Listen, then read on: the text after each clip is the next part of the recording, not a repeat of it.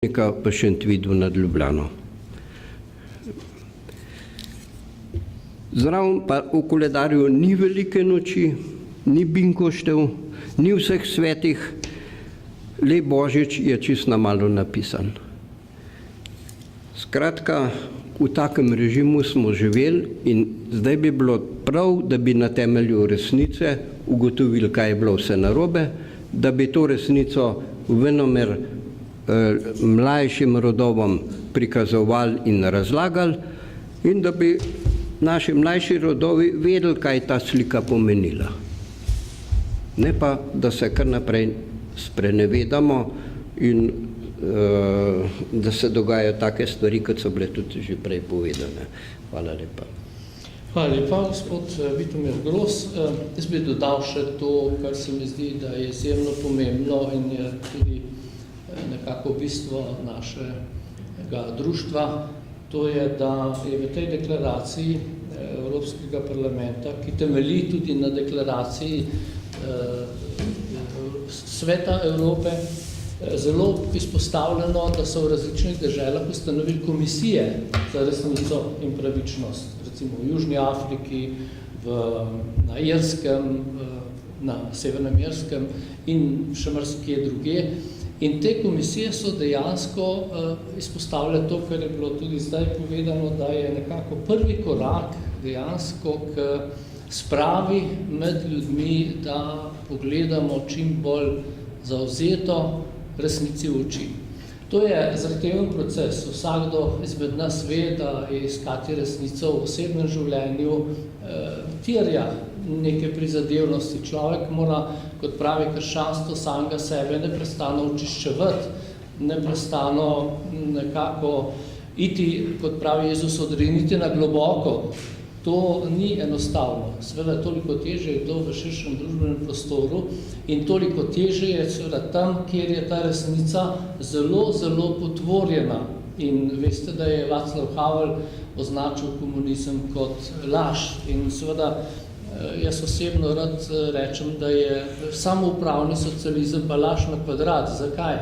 Zato, ker je potrebno toliko bolj ljudi trenirati, da vi izpeljete določene družbene procese v smislu te laži in zato je seveda tudi razumljivo, da je ta laž zelo močno razpredena ravno v jugoslovanskem samoupravnem socializmu in tudi pri Slovencih, kjer se je pravzaprav ta samoupravni socializem, kot vemo, tudi rodil. Zato je to tako zahteven proces in seveda komisije za resnico in pravičnost naj bi nekako omogočile, da se ta proces uresničevanja sprave in pa tudi širšega družbenega soglasja nadaljuje, poživi in s tem seveda se čim bolj približamo resnici. Tega seveda nikoli ne moremo doseči popolnoma, ampak zato se je treba neprestano boriti in včasih je to tudi glas vpijočega v puščavi, ampak ne glede na to, mislim, da je to izjemno pomembno in tudi dolgoročno za življenje človeka in družbe neobhodno potrebno. In seveda tisti politiki, ki se tega zavedajo, ki to nekako tudi spravijo v družbeno-politične agende, tisti seveda tudi veliko pripomorijo potem k napredku določene družbe. Ta je sicer seveda tudi pomembno, kot so rekli že Grki, da je treba najprej živeti, potem filozofirati, ampak živimo pa ljudje ponavadi tako, da si povemo v obraz tisto, kar je resnično, potem pa lahko tudi pristopamo k uresničevanju reševanja naših vsakdanjih potreb, zahtev in tega, kar nam postavlja življenje pred nas. Prosim, če imate kakšno vprašanja, vaša je beseda. Prosim, izvolite.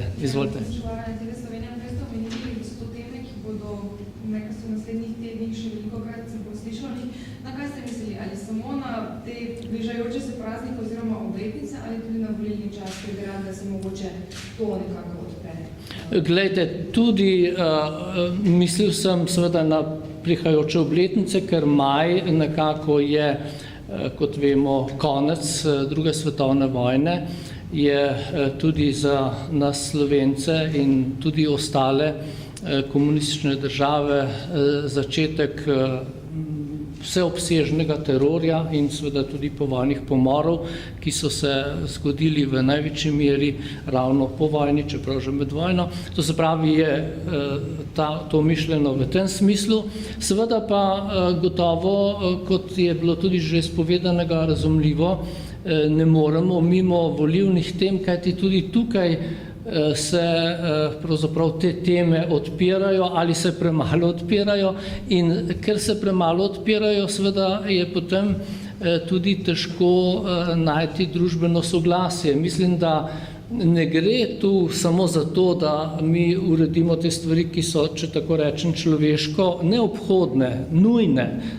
Vsaka družba, o tem pravzaprav priča celotna zgodovina človeštva, je uredila pokop mrtvih, je uredila tudi svoj dolg do recimo potvorjene zgodovine in podobne stvari, ampak tudi za delovanje politično in seveda v širšem smislu za strateški razvoj družbe je neobhodno potrebno, da stopimo skupaj.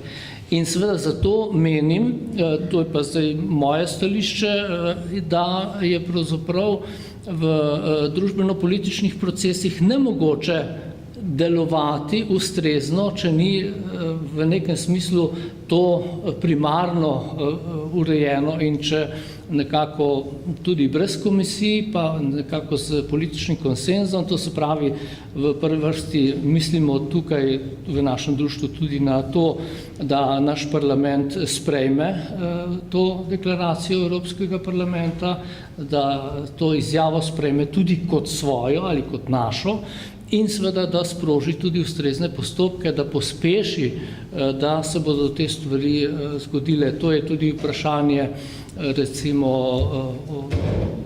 kje so arhivi, recimo, če smem samo eno osebno zgodbo v tem kontekstu povedati. Jaz sem se ravno iz tega namena nekoč pred leti še sestal z Zdenkom Rotarjem in sem mu rekel, da on gotovo ve, kje so pokopani ljudje, ki so jih med vojno, predvsem pa seveda po vojni, tu je bilo tudi vprašanje recimo Erlicha, Natlačana in drugih, ki so bili med vojno likvidirani leta 1942 predvsem.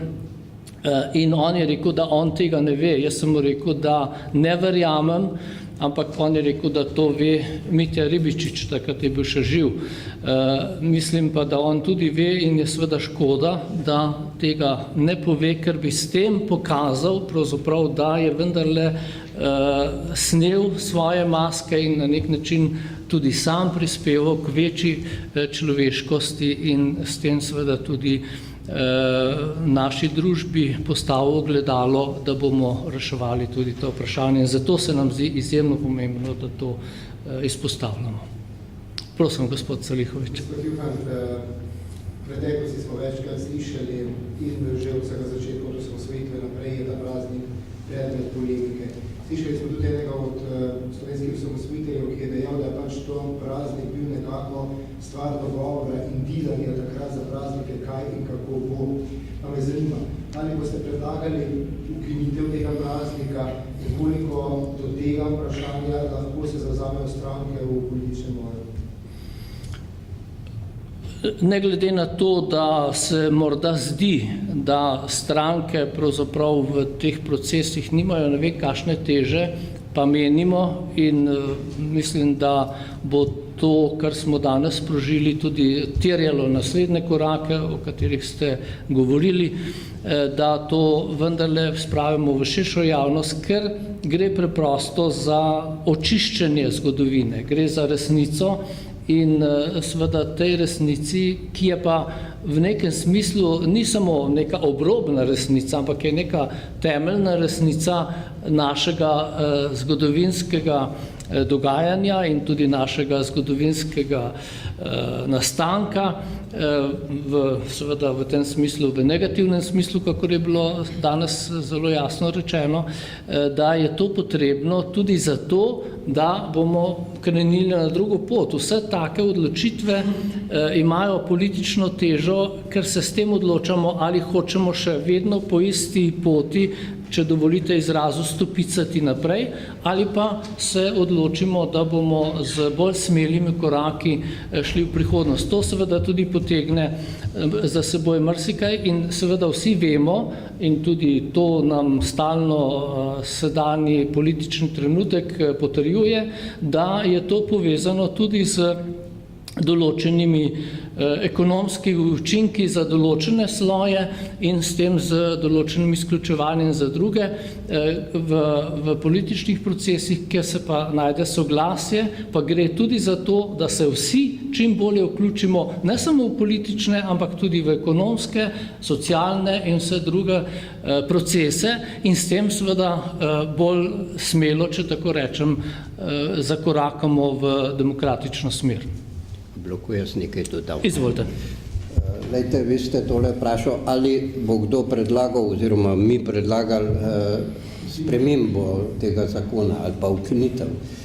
Jaz vam moram povedati, da takrat, ko se je ta zakon potrjeval v parlamentu, sem bil poslanec slovenskega parlamenta. Jaz in moja stranka smo temu ostro nasprotovali. Vendar, nažalost, so se nekateri iz Demosa solidarizirali s to lažjo in so v zameno za nekatere druge praznike pristali, da je ta praznik, bi rekel, lažnivi praznik ostal v slovenskem nacionalnem koledarju. Mi smo takrat predlagali tudi druge datume za praznik upora, ker to ni praznik upora, to je pravzaprav, kot sem prej povedal, praznik ničesar, razen slavljenja tistega, kar sem povedal. Praznik upora bi lahko bil 6. april. Takrat, ko je nacistična Nemčija skupaj s svojimi pajdaši napadla Jugoslavijo, kraljevino, pa tudi nas Slovence. Takrat so se slovenski ljudje množično uprli temu, kar se danes noče povedati. Slovenski ljudje so, bi rekel, skrajno odgovorno in navdušeno stopali v rezervne formacije jugoslovanske kraljeve vojske. Res pa je, da so takrat komunisti pod vtisom oziroma pod vplivom tega pakta Ribbentrop-Molotov sabotirali, kot 5. kolona, sabotirali jugoslovansko vojsko. Naprimer, jaz vam lahko povem iz mojih družinskih arhivov, da so naprimer v Sarajevu imeli po zaslugi te komunistične manipulacije samo leve škorne, v Mostarju pa samo desne škorne. Tako je morala država razpasti, tako je morala vojska propasti. In drugi praznik, ki smo ga predlagali, je pa bil 13. april, čeprav sovpada s to tem vosovskim datumom. Predlagali smo ga pa zaradi tega, ker je takrat 13. aprila padel prvi Slovenc na fronti. Danilo Zelen na Travni gori, Tigrovec, v bitki z Italijani. Takih datumov imamo mi še kar nekaj. Žalostno pa je, da smo najbolj neprimernega in najbolj lažnivega spravili v koledar. Nažalost. Kolega pravi, da 13. maj, verjetno. 13. maja. Jaz sem april rekel, ne? Ja. Na 13. maja je to bilo.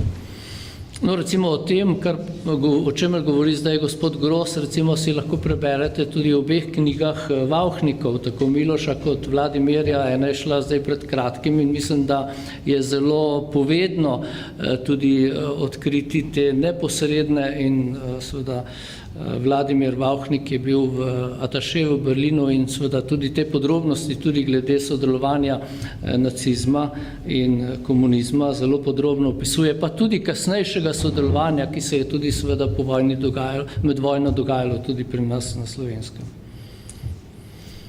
Še kaj? Prosim, gospod Malenšek. A je grobičan pri izvajanju gospoda Tajnika na tiste ljudi, ki so bili usmrčeni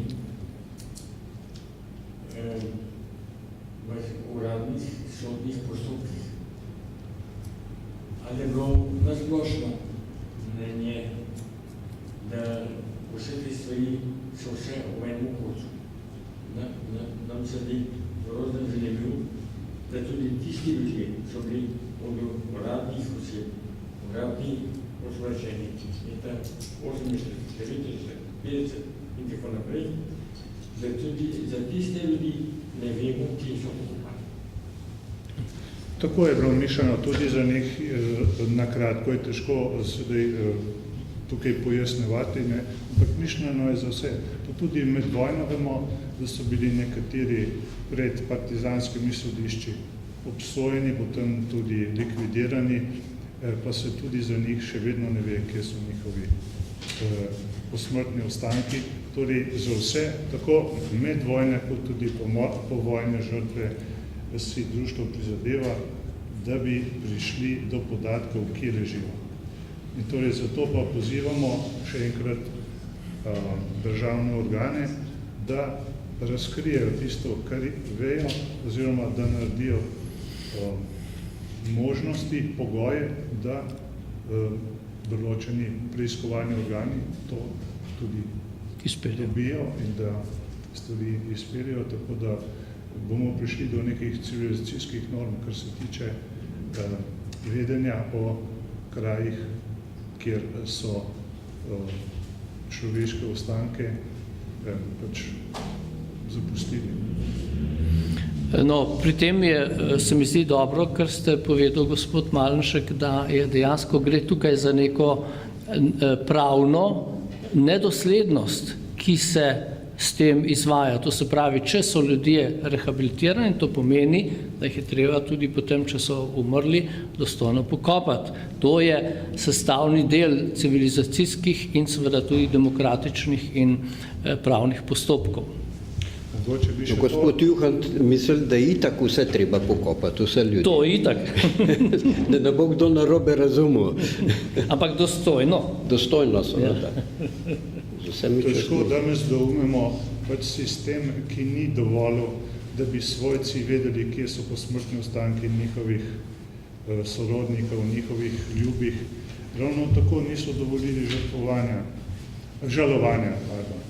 In tudi nekakšen ukazan izbris spomina je veljal vse tam do leta 90. Tako da mislim, če smo res demokratična družba, moramo tudi te stvari odpreti in jih reševati. Pa naj si bo to v danem trenutku potrebno, nepotrebno ali bolj prioritetno ali manj. S tem se moramo enkrat za vse soočiti. V redu. Hvala lepa, spoštovane gospe in gospodje. Ja, izvolite. Konkretno glede te prepovedi javne rabe totalitarnih simbolov pri nas, kaj recimo konkretno s tem? Ja, konkretno imate, recimo, najavlja se nek praznik, ki bo prihodnji mesec, v katerem se izrecno napoveduje, da se bodo ti simboli posebej izpostavljali. Torej, glejte, vemo, in to seveda je, to sem tudi sam izpostavil, da je to simbol, ki je povezoval tudi ljudi, ki jim je šlo za slovensko osvoboditev. In seveda zato jaz osebno najraje razlikujem, da gre tukaj za komunistično delovanje in pa partizansko delovanje, ki je pa seveda v velikih slučajih zelo tesno povezano. Nekako najbolje in tudi v svoji spremni študijih delu mojega študenta o Edvardu Kocbeku in slovenski kristjani sem to tudi izpostavil.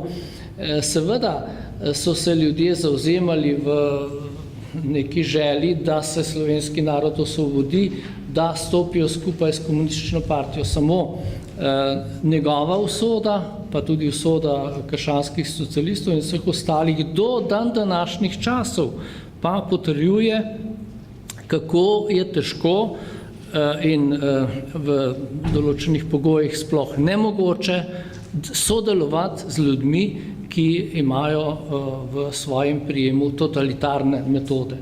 In seveda zato je potrebno, da se tega ogibamo in simboli kot rdeča zvezda so bili, in tudi če berete različne spise, vsaj do 90, so bili predvsem simboli revolucije. Revolucija pa vemo, da je bila komunistična. In zato so tudi komunisti zahtevali dolomitsko izjavo, v kateri so se vsi partnerji morali podrediti njihovemu diktatu, in zato je bila tudi ustanovljena že avgusta 1941 VOS, Varnostno-obveščevalna služba, potem leta 1944 OZNA, potem UDBA po drugi svetovni vojni, ki je seveda to logiko dosledno z terorjem, z nasiljem izvajala. Toliko. Hvala lepa.